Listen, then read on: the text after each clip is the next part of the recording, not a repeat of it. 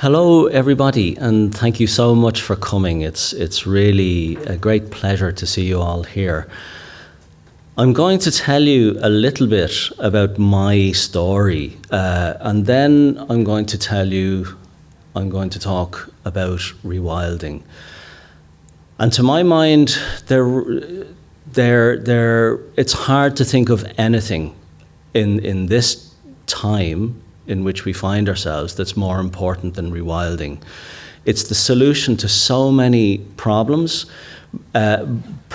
both in terms of the state of our home planet, but also to so many things that ail us ourselves as people, as we've become increasingly disconnected from the natural world, which is, at the end of the day, nature is where we came from, and we've distanced ourselves so far from that, and going back a little bit can only be of benefit both to ourselves and to the nature that we are so busily destroying, and that is the truth of the matter.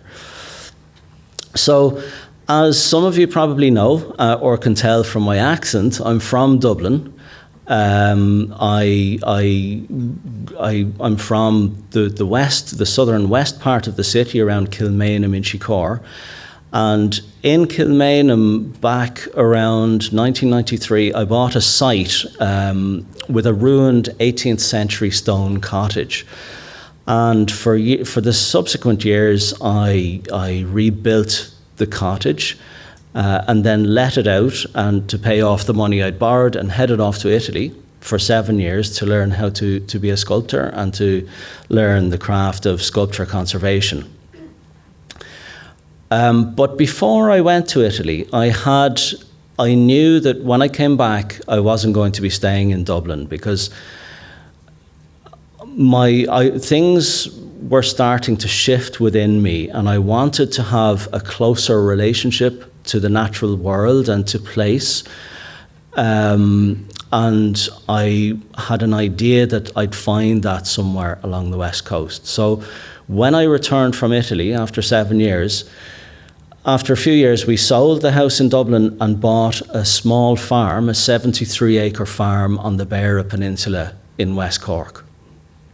And what attracted me to this particular piece of land, I didn't know it at the time, but I subsequently figured this out by doing some detective work and talking to neighbours and other forms of research, that the farm had belonged to a family called the Crowleys, and they had mostly emigrated to the United States, as so many Beara people did over the years, in search of employment, and they'd mostly gone in around the 1930s. And what that had done was the fact that the farm wasn't being used agriculturally gave any native wild trees in the area the opportunity to start seeding back out. So if you were to get into a time machine and go back to around the year 1900, what you would have found on the Crowley farm would have been very similar to what you see on neighbouring farms now, which is open fields, but with clumps of trees, wild native trees, here and there where the land is very poor, where you have rocky scree or cliffs or boulders. Those areas were left to nature, and they served as essentially refuges, not just for the trees, but for all of the associated biodiversity that makes up a woodland ecosystem. And with because you didn't have grazing animals, livestock, preventing those trees and all of the other stuff from spreading back out, that's essentially what happened. The clumps of trees spread back out, and most of the farm automatically, spontaneously turned back into a wild native forest. Really what was happening there was rewilding, but it was unintentional. Nobody said, let's create a forest here, let's rewild this place. It happened because the land was left to nature, and nature was able to come back. So when I came down, that's what I found in 2009, was this absolutely fantastic forest full of the most wonderful old oaks and birches and hollies and hazel and willow and rowan and loads of other species. But I knew even then, when I arrived, that ecologically speaking, the place was in a terrible state. And what was happening there was the forest was afflicted by the same problems that you'll find in practically any of our remaining natural forests. So let me just put that in context. Ireland is estimated to have been covered in prehistory. About 80% of it would have been forest of one sort or another. And the remaining 20% would have been other types of natural habitat, whether wetlands or bogs or wildflower meadows or whatever else, all merging wonderfully in and out of each other and absolutely just bursting with life. We are now at a point where that is down to around 1 or 2%, 1 or 1.5% natural forest, which is pretty bad. It's one of the lowest levels in the whole of Europe, bar Iceland, which is really saying something. But as I say, all of those tiny little remnants that are left, they're practically all ecologically trashed by the same problems that were afflicting my place when I arrived, and that is severe overgrazing, either by livestock or by artificially elevated numbers of wild herbivores like deer. And what that severe overgrazing does is it facilitates takeover by invasive plant species, non-native plant species. And down in the Beara Peninsula, that particularly means rhododendron ponticum. So that's what I had. I had a forest that was so overgrazed that there was no ground layer. So a natural forest consists of several layers. You've got the canopy, you've got the subcanopy level, you've got what's called the ground flora, so ferns and wildflowers and all sorts of other plants. And that the last layer was essentially completely absent. There was nothing there.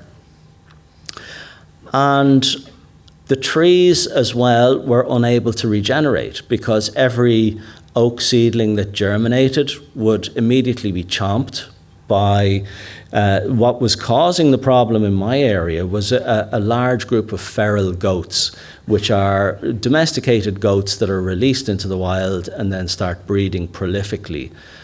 So only a handful were released, but they turned into a group of about 100. And so the forest was unable to regenerate, and that meant that it was starting to die off. So you had no ground layer, no natural regeneration of the trees, and the grazing as well. What the grazers do is that they strip the bark off a lot of the older trees, which kills them. So, and as I say, this was creating the perfect conditions for takeover by rhododendron and a whole host of other non-native invasive plant species. So the place was essentially in ecological meltdown. And if that process had continued for another decade or two, it would have it certainly would have become extremely difficult to turn around. A rhododendron, a mature flowering rhododendron can send out 1 million seeds per year, each of which has the potential to be a flowering rhododendron itself within 10 or 12 years. So if you don't deal with the problem very, very quickly, it can get completely out of hand. And that's what you see if you go to Killarney National Park, which is Ireland's most important remaining fragment of native forest. And it's in a terrible state, just as my place was. So what I did is I applied for a grant under a scheme called the Native Woodland Scheme to fence the land off to the goats And there are also sika deer, which are another non-native invasive species, and they along with the goats were causing the overgrazing. And in the meantime, while that application process was going through the various bureaucratic procedures, I set about in my spare time getting rid of the rhododendron and the other invasive plant species. After about 1.5 years, the fence was erected and the goats and the sika were excluded. And over the following years, without the goats and the deer there, and as I got rid of the rhododendron and the other invasive plants, you just started, the word renaissance was used by Dara and some of the other speakers earlier. I was witness to the most incredible renaissance, and by that I mean rebirth of life, as the woodland floor absolutely just erupted with drifts of wildflowers that I had presumed weren't there at all, because I hadn't seen any indication that they even existed in the forest. So bluebells, wood anemone, lesser celandine, wood sorrel, bugle, primrose, and scores of others, all just erupted. So they were obviously there, just completely repressed by the overgrazing. Also, trees, baby trees started to spring up everywhere. Little oaks, hazels, willows, birches, hollies started to spring up everywhere. So not all of the land was forested. Quite a significant amount of it was open, just grasses, very little there, biologically very poor. And a lot of those areas started to turn spontaneously back into forest. And it was just the most wonderful thing to be witness to and to watch and to have a part in. On top of that, on top of the return of the trees and the associated plant life, all of that flowering, all of that flora and abundance of plant life increased hugely the amount of insects and pollinators that were present. And that in turn had an effect on the amount of birds that were about, and the whole place started to literally to buzz and teem with insect and bird life. And several rare mammals moved in as well. Pine martens took up residence in the woods, lesser horseshoe bats, which are a very rare species in European terms. Ireland is an important host for lesser horseshoe bats because they've died off across much of the rest of Europe. And I had a colony take up residence with me, and otters have started to show up in the stream. So there's been this incredible, again, renaissance within the woods. And the thing about it is that it really didn't take much. It wasn't complicated. The ecology was very, very straightforward. You just prevent the overgrazing and you get rid of the non-native invasive plant species, and then nature will do the rest, you know.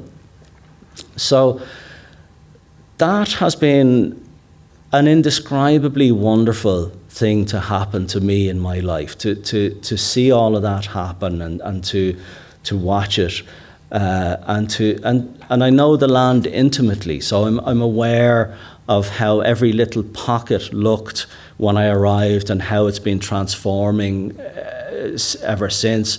And every time I go into the woods now, there's always something new. I always find something that I hadn't noticed before, or something that wasn't there before, or a rapid transformation in one particular area that I haven't visited for a while. And it really is just, it's a kind of a cup that never spills over, because it's never ending, the novelties and the wonder that I find in there. But there is a downside to all this, a very, very real downside, which is that when you see what nature can be, it makes you aware of just how bad things are practically everywhere else you look. And so, for example, when I arrived in Beara in 2009, Killarney National Park, which I mentioned before, was in the same state as my place, essentially. But as my own land has come back, roaring back with life, I've watched Killarney National Park continue to just die away. And it's impossible to how can it be that an island that was once almost entirely, largely, mostly forested, and now has so little left, and our most important, last remaining vestige is just allowed to die away. If you walk into Killarney National Park, you can go from one end to the other and you will not see a regenerating native tree anywhere. You'll struggle to find any native ground flora anywhere. What you'll see is rhododendron and bracken, the two things that the sika and the goats and the sheep won't eat. And, you know, if one guy can turn around a farm in the Beara Peninsula, what does it say about Ireland, us as a people, that a place that's in management, is managed by the state, is just left to die off in this manner? And make no mistake, biologists have been very, very clear that the problems that afflict Killarney National Park, they've been calling that out for 50 years. Half a century, and nothing has been done. It is. Thank you. It's just inexcusable. And as I say, you know, if I've been giving talks in various parts of the country over the last few days. I was in Cork and then Galway and then Feenet and Kerry. And so I'm doing a lot of driving over the last few days, and everywhere you go across Ireland, you just see fields full of sheep or cattle and almost nothing else. I'm interested in native woodland, not just my own, so if I'm in a place, I try to seek out pieces of native woodland that are remaining in the area, just to spend time in them and get a feel of them and how they're doing. And they're just so hard to find. Like you find yourself getting in your car and driving for 3 or 4 hours to find this tiny little sliver somewhere. Yesterday I was in Shillelagh down in Wicklow, and then I was in the Glen of the Downs later. And you're driving from one end of the country to the other to find this tiny little remnant that almost certainly is ecologically wrecked, in the same way as my place was. So overgrazed and invaded by rhododendron or cherry laurel or beech or sycamore or half a dozen other species that you're likely to see. And that leads me to a rather depressing thing I want to hit you with, but I think it's important that I do so to just inform a more general discussion about rewilding and how important it is for everywhere, but particularly for this island, Ireland.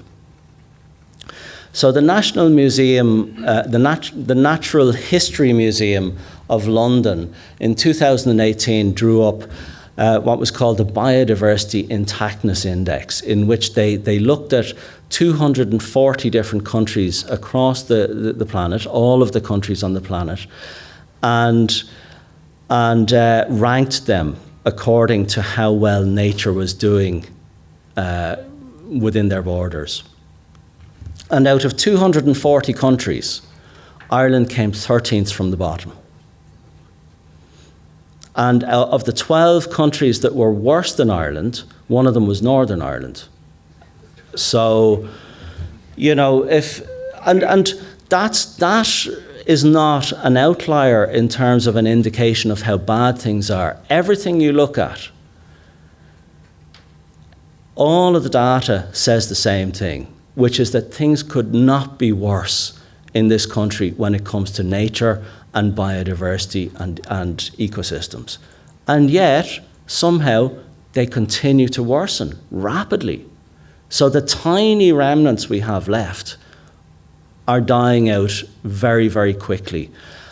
And as I say, if you drive across Ireland, you'll understand that we have turned this island into one big farm, and an increasingly industrialized farm.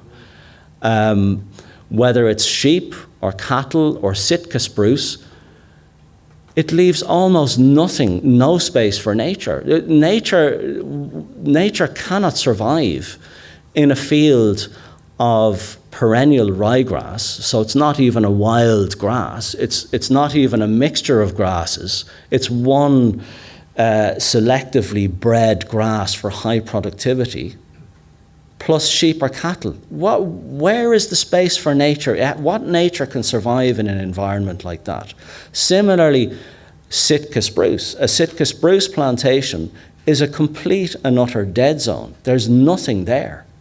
You might see the odd moss here or there. You walk into my forest and the whole place is just absolutely vibrating with life. You're talking about thousands of different species, and thousands of different species that aren't just there haphazardly. They're all co-evolved. They're all interlinked. So they're not just. They're all functioning together as an ecosystem. But there's almost none of what you'll see in my place, and that's one of the big difficulties in trying to communicate to people here the need for more wild nature, is that when you talk about wild nature to Irish people, they don't know what you're talking about. Because how can they? There's so little left here. People think, okay, what are we talking about here? Robins, thrushes? No, how many people, how is it possible to understand something when it doesn't exist here? To understand what wild nature is, you need to leave this island and go to some other part of Europe, in maybe Eastern Europe, or to the United States, to somewhere like Yellowstone National Park or parts of the tropics. You're not going to find it here. So it's not surprising that we're ranked so badly on the biodiversity intactness index and every other metric practically that there is for how Ireland is doing in terms of how we're conserving or protecting nature. So having painted a really dismal picture, I'm now going to tell you that there is hope. There is hope, and it's called, and I mentioned this before, it's called rewilding. So what is rewilding? Rewilding is making space for nature to return. It means us saying, it means us understanding that the world, the planet wasn't put here for one species solely. That this planet belongs to millions of species, not just us. And we have to make space for all of the other species, or it's going to be the end of us as well. Because the one thing that keeps this planet habitable, the thing that makes this planet habitable, is wild native ecosystems. And if we continue to kill them off, whether it's the Amazon rainforest or the Great Barrier Reef or all of the other surviving ecosystems across the world, or in Ireland, what's happening in the Amazon now happened in Ireland a long time ago, but it happened nonetheless, and we are pushing out the last vestiges of nature that we're somehow able to hang on in these artificial landscapes that we created. And we have to stop. And this is the moment to do it. This is the moment where we say enough is enough. We're gonna start pushing back in the opposite direction. And I mentioned the word hope there. It's so easy to feel overwhelmed by all of this, by climate change or as I think it should properly be referred to, climate breakdown. It's so easy to feel, well, what can I do? It's such a massive issue, and the ecological crisis and so many interlinked crises. How can I make a difference? Is there any hope? Well, yes, there is, and rewilding is that hope. And it's hope on so many different levels. It's hope because it shows, as my place did, and my place is far from exceptional. It's unusual in Irish terms, but if you look across the world, there's lots of stuff like what happened in my place happening. And what these examples show is that nature, when we let it, when we remove the artificial impediments to its return, it will return, and with an absolute, it'll come roaring back. So there's hope there, but there's also hope just to be able to walk into a place and see everything just buzzing and teeming with life, and wildflowers and insects and birds and willow catkins and the wind and the streams. We need that, we need that. But there's also hope in the sense that we need to get our act together when it comes to emissions and to stop ladening the atmosphere with carbon and other greenhouse gases. That's absolutely essential, but it won't be enough by itself. We also need to find ways of sucking some of that carbon down out of the air, out of the atmosphere. And there's no better way to do it than letting natural ecosystems return, whether it's native forests or bogs or mangrove swamps or salt marshes. All of these places, they all do that. They all suck down carbon. And one of the reasons why the climate is breaking down, it's not just because we're pumping carbon into the atmosphere through all our various activities. It's because we've destroyed so much natural habitat across the planet. There's not that much left, and we need to turn it around as a way of tackling both the ecological crisis, climate breakdown, and also our own disconnect from nature and our own increasingly sterile lives. If we surround ourselves with just concrete blocks and car parks and shopping malls and whatever else, something in us dies if we do that. And so rewilding brings hope on so many different levels. So let me just talk for a moment about what rewilding is, because you'll often, a constant criticism of rewilding is that, well, it means so many different things. How can it have any meaning if so many people mean so many different things by it? Well, rewilding, when it first started out, had a fairly clear definition. And it was all around, it was initially a North American concept. It was a group of North American conservation biologists who came together, and out of their discussions, the concept was born.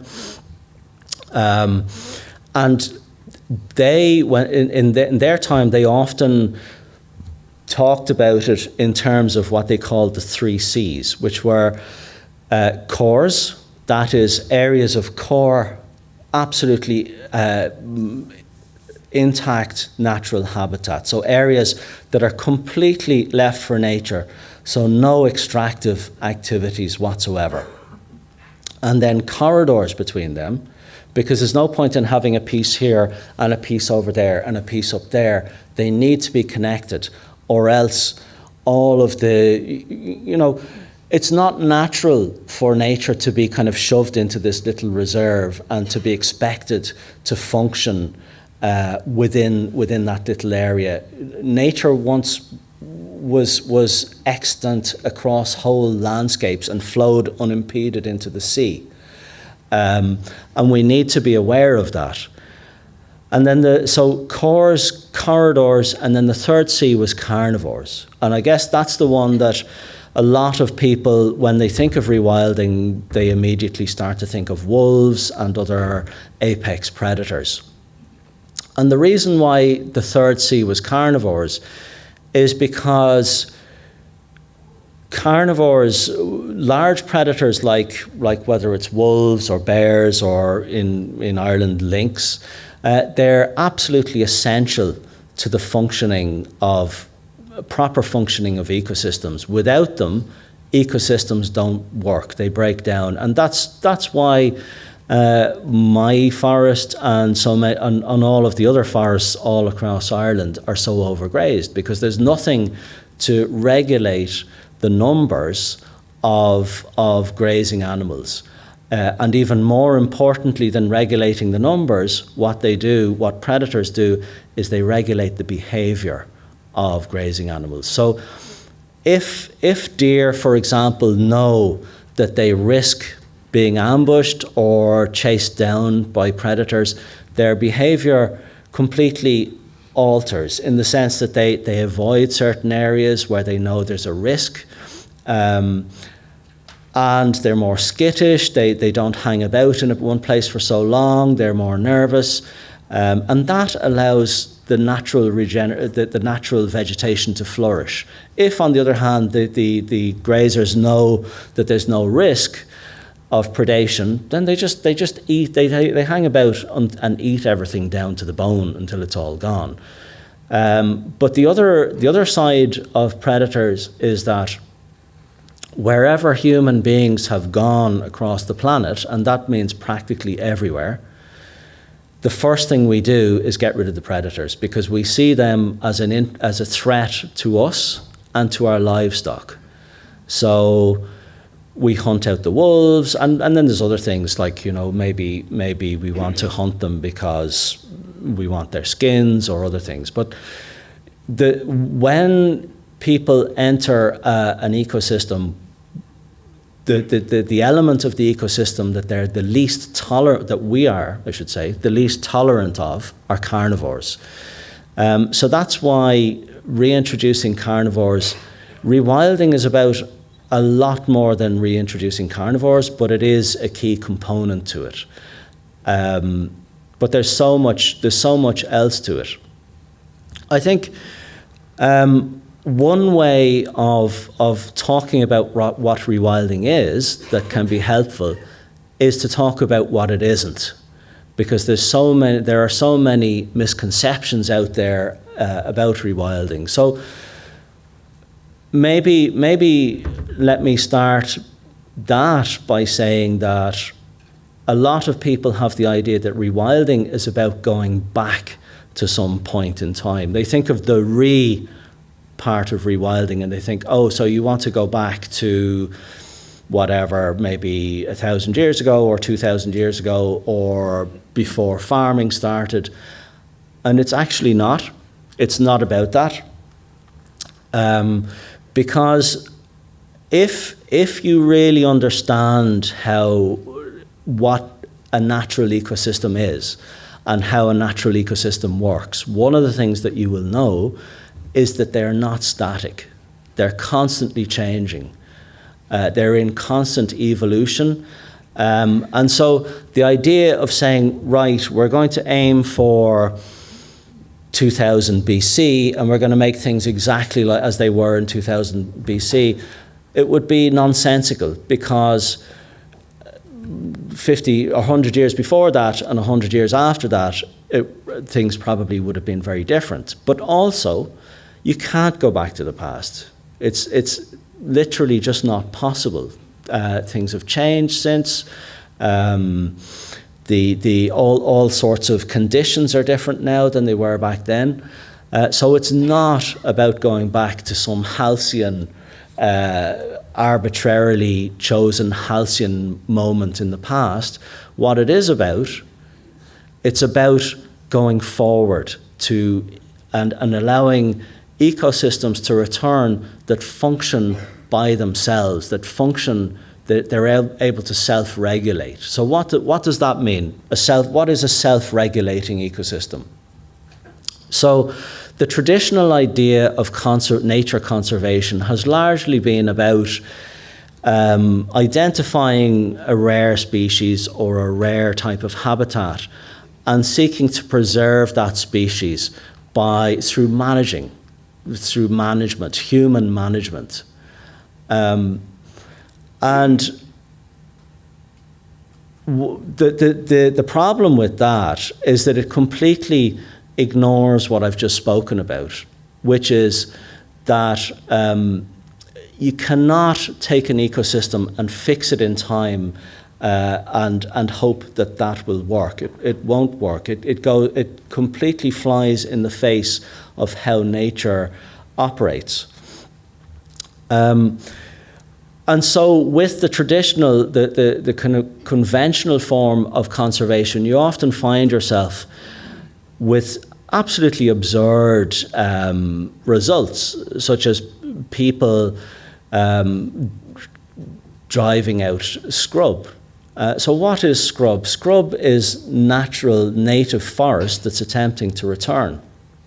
And when I came to the National Biodiversity Conference in Dublin in 2019, a lot of the sessions that I attended were all about showing how farmers were being paid extra subsidies to get rid of scrub in the name of conserving nature. And I felt like my head was going to explode. I was like, come at me again with this? Like, you're getting rid of wild native trees for the sake of protecting nature? But that's again an indication of how bad things are in this island, that we feel the need to manage things so intensively. Rewilding is the opposite of that. It understands how ecosystems work, and it says what we really need to do is not manage them, but to take away the things that we do that prevent ecosystems from managing themselves, whether it's invasive plants, in my case, invasive plant species, or artificially elevated numbers of grazing deer due to the fact that we've wiped out their natural predators. So I have a few more minutes, and I'm just going to talk about another thing that rewilding isn't, and then we'll have some questions and answers. Another very common myth that you'll hear about rewilding is that it somehow means putting people out. And it absolutely does not. In fact, it's totally the opposite. It means understanding that we as a species we tend to impact very negatively on nature and acknowledging that, but it doesn't mean that we have to just leave and not be there. We have to leave nature alone, but we can still be living in places that are rewilded. In fact, what I would say is that rewilding has the potential in many, many places to bring life back to rural areas through increased tourism, all sorts of new job opportunities. It's been found, Rewilding Britain and Rewilding Europe have found that where land has gone from traditional land uses, such as sheep farming, to rewilding, it leads to a massive increase in available jobs for local people. So even on a financial level and in terms of local economies, it can be hugely beneficial. But I think, there are so many potential benefits, but the greatest of them all, perhaps, is just that we could end up living far more enriched, fulfilled lives that are full of diversity and wonder and beauty, rather than the boring, domesticated, banal landscape that is Ireland of today. So, thank you.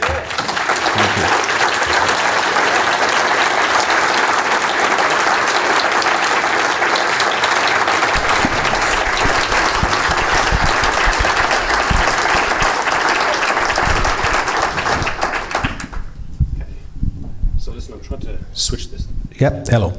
Thank you, Eoghan. So listen, folks, that was amazing. That was so full of eloquence, that comes from passion, comes from knowledge and experience. And the man has no notes, okay? So as an academic, this frightens me a lot, right? No notes. But you know, for me, that's what we were saying at the beginning, that you're living it, you're doing it. And that is what underpins what you just sort of talked about. So I want to sort of thank you for that. So listen, folks, we have a little bit of time for some questions and answers. There are roving microphones. So I see someone up at the back there. So don't start speaking until the microphone is there. Okay, thank you.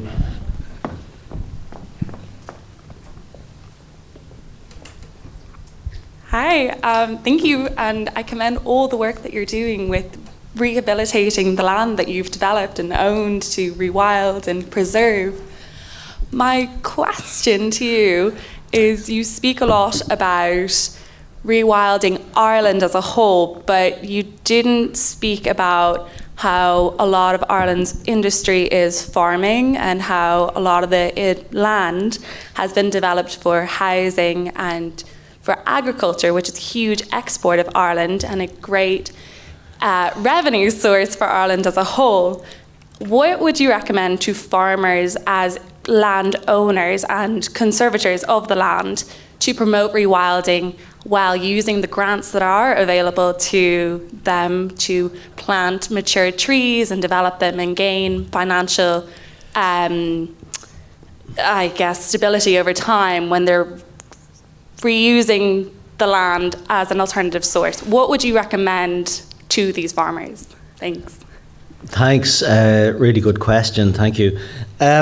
What I'd say is that I wouldn't try to convince any farmer as things stand to go rewilding, because it absolutely just wouldn't make any sense. It means deciding to dispense with any income from a whatever land you dedicate to rewilding right now, and farmers can't afford to do that because farming is their livelihood. So I think what we need to be looking at as a society, we're increasingly aware of the fact that yes, we need food, of course we do, but we also need all of the many things that come from wild natural ecosystems, and that includes ultimately, as I mentioned earlier, a livable planet. So, you know, obviously food is pretty basic, but so is a livable planet pretty basic, you know. So we as a society have to start recognizing that in terms of how the options that we give to farmers. So we need to make it possible for farmers, if they so choose. I really don't think anything should be forced on farmers, but I think we need to give them the option of being able to survive by through rewilding their land if they so choose, or rewilding part of it and continuing to farm other parts, you know. But what I'd say, you know, when it comes to what you asked about food production and revenue and all of that kind of thing, let me paint you a picture of where I live, where the land is very, very rough and is largely grazed by sheep, particularly the uplands, okay? And these uplands are very, very infertile, so it takes an enormous amount of land just to support one sheep. You're talking around somewhere between an acre or 2 acres per sheep, okay? depending on how rich the land is. Now I'm talking about uplands. Now that land would once have been rich forest or some other ecosystem, but probably forest. And I didn't get a chance to mention it during my talk about rewilding, but most of Ireland's forests we now know would have been rainforest, temperate rainforest. And these are incredibly rich ecosystems. You know, they're our version of the Amazon, you know.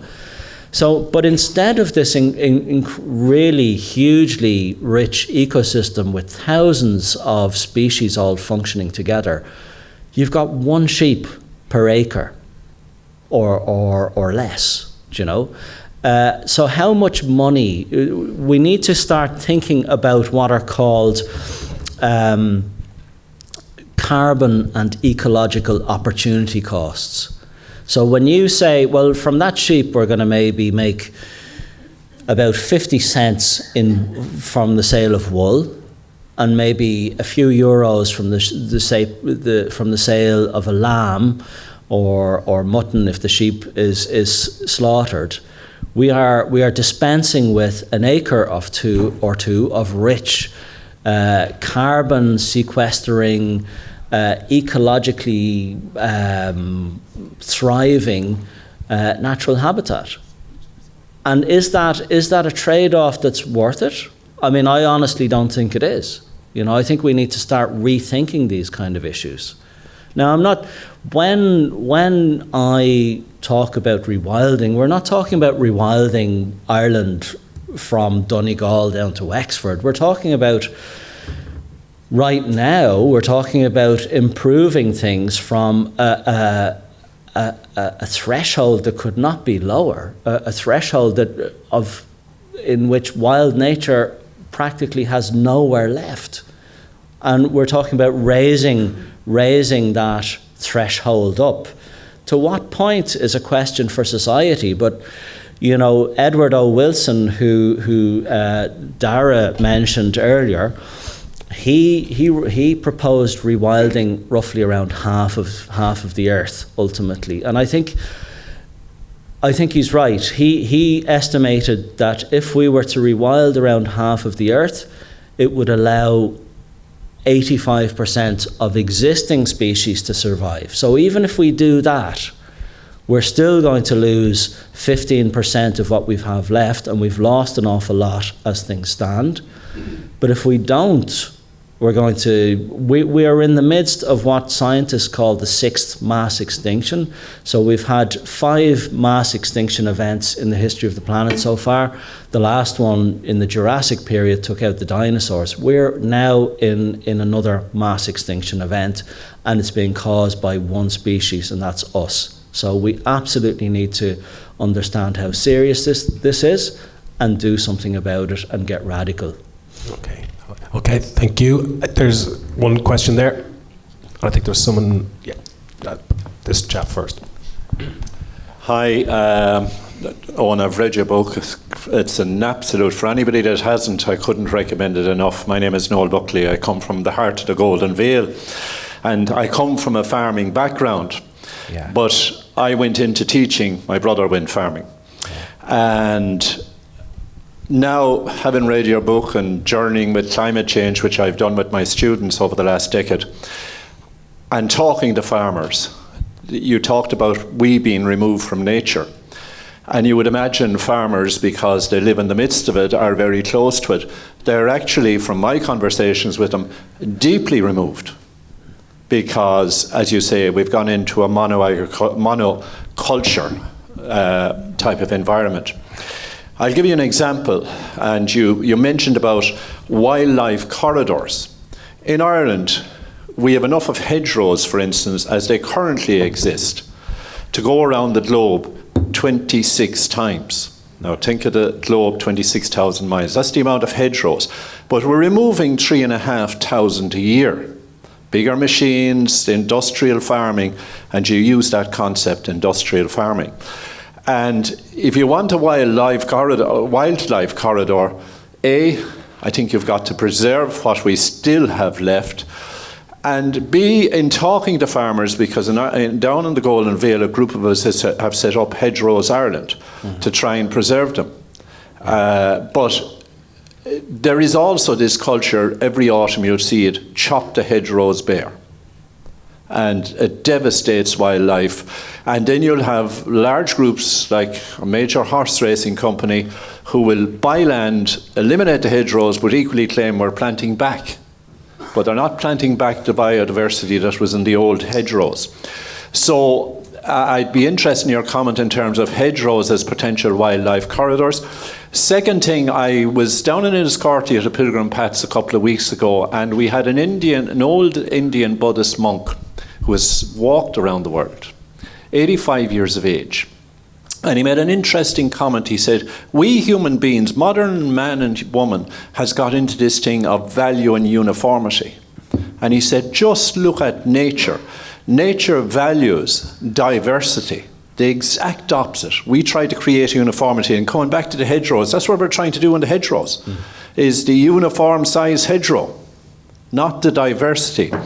I think you have a major challenge this is the historian in me talking, you have a major challenge in terms of the mindset of Irish people, because wildness was seen as, not being modern. The landlord was the person with the well-kept lawn, the manicured lawn, and it became a symbol of wealth to be able to have a nice lawn.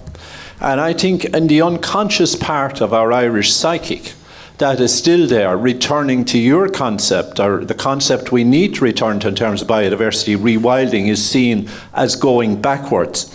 And lastly, I would say, rural society is organised around parishes. And I've been trying to promote this idea, because a lot of parish priest houses have 5 to 6 acres going with them.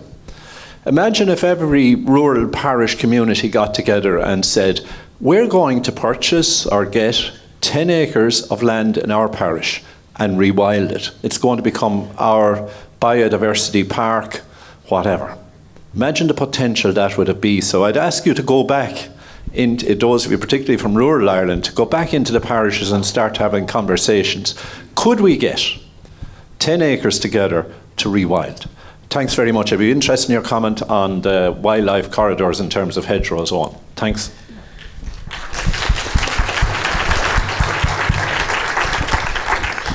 Thanks very much, Noel. You're absolutely right. In a landscape that's been completely transformed into artificial states, i.e. fields, very often hedgerows are the last little kind of refuges, linear refuges for wildlife. And in some cases where hedgerows are particularly old, they weren't planted. That what happened was that people just left a line, as they created fields, they left a line of older trees from the previous forest. I'm not so much sure if that's the case here in Ireland, but certainly in other parts of parts of England and stuff, that's often the case, is that hedgerows are often remnants of wildwood. That a strip of forest was left, and you turned what was on either side into fields, and so hugely valuable as repositories of biodiversity and life. And you're absolutely right, Noel. These places are being ripped out at a phenomenal rate in Ireland. I mean, it's up to 6,000 linear kilometres per year has been estimated, but that's disputed. But your figure of 3,500 is probably a good ballpark figure. But what I'd say is that while, yes, absolutely, we need to stop that obliteration of these last little bits within otherwise completely sterile landscapes, I think we need to go beyond that and to understand that, even hedgerows are not enough. We don't want to be going back. We don't want to be going to a situation where we've well-kept hedgerows again, but everything else stays more or less the same, because nature needs so much more. We need to understand that nature didn't start declining in the last half century or so. It's been happening for a long, long time. It's just been getting progressively worse, and we've been focusing in on the last little bits that are left and wiping those out. But it started a long time ago, and what we really need to be looking at is rewilding whole landscapes, not linear strips of them. But I really do take your point about farmers. I mean, I think, very often these kind of questions are portrayed, particularly by the media, but also by certain elements of the lobbying behind industrial agriculture, which is that you've got, on the one hand, these kind of wealthy Dublin 4 urbanite types who haven't got a clue but think they know everything and are telling the poor farmers who are just trying to make an honest living what to do. And they're trying to, you even hear people talk about genocide. I heard the word genocide used on national TV there a while ago.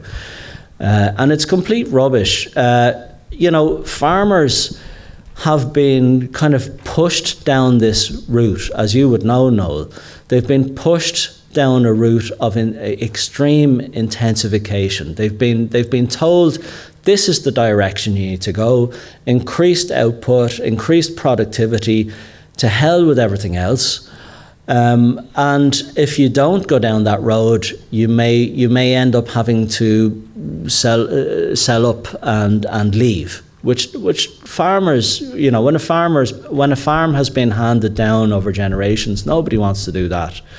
So farmers have taken that advice and they've gone down that road, and it's as disastrous for farmers as it is for wildlife and nature and for all of the rest of us, because it's a dead end. You cannot farm in a dead landscape and with a collapsing climate. And the type of farming that we have here, that we have focused on in this country, is contributing massively not only to ecological breakdown but to climate breakdown. And as we're seeing in Spain at the moment, where it's only April and temperatures are hitting the 40s, the one thing that farming has been around for about 10,000 years. And what else happened around 10,000 years ago? We had the start of the Holocene. So after a long period of climate instability, we entered into the Holocene, which was a period of relative climate stability. And that's what allowed farming. And farming allowed the construction of modern civilization as we know it. And we are throwing that away by destroying the very bedrock on which all that depends. But also as people come to understand more and more the need to have healthy environments and ecosystems, I think the whole of farming is going to change radically, but it has to happen in a way that's fair to farmers and to rural communities. The farmers are a mixed bunch like anybody else, but by and large they're all decent people, most of them, and we need to work in a way that gets them on board and is fair to them. I think that's absolutely fundamental. All right, folks. So listen, sorry, time is against us, and hopefully some questions can come up at a later time in other sessions. But let me sort of thank Eoghan for that wonderful first talk, and sets things up really brilliantly for the rest of the gathering today, this morning and this afternoon. I think for me, the idea of rewilding is not a return to some idyllic past, but some pathway into the future, I think, is important, because that's the hope, that there are things we can do. We are not overwhelmed. We are not stunned into inaction. we can take up the gauntlet, as it were, and begin to sort of create a better future for ourselves and for future generations. So listen, thank you, and put your hands together for Eoghan.